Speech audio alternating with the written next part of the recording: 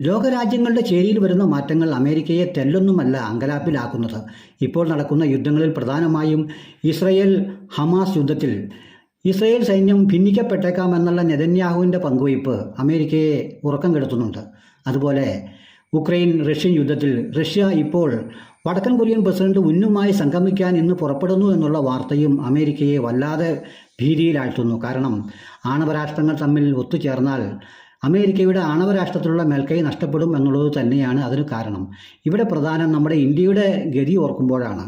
ഇത് പറയുമ്പോൾ ഒരു കുളക്കോഴിക്ക് പറ്റിയ കഥയാണ് എനിക്ക് ഓർമ്മ വരുന്നത്. കുളക്കോഴിയുടെ കഴുത്തിൽ കുടുക്ക് വീണപ്പോൾ കുളക്കോഴി പറഞ്ഞു, ഞാൻ വളരെ സൂക്ഷിച്ചു, അതുകൊണ്ട് കണ്ണുപോയില്ല എന്ന് പറഞ്ഞ അവസ്ഥയാണ്. കാരണം ലോക ചേരിചേരാ നയങ്ങളിൽ നിന്നും മാറി നമ്മൾ അമേരിക്കൻ ചേരിയിൽ എത്തപ്പെട്ടപ്പോൾ ഇപ്പോൾ സംഭവിച്ചിരിക്കുന്നത് ഇല്ലത്തിൽ നിന്ന് പുറപ്പെട്ടു, പക്ഷേ അമ്മാട്ട് ഒട്ട് എത്തിയുമില്ല എന്ന് പറഞ്ഞ അവസ്ഥയിലാണ് നമ്മുടെ ഇന്ത്യ നിൽക്കുന്നത്.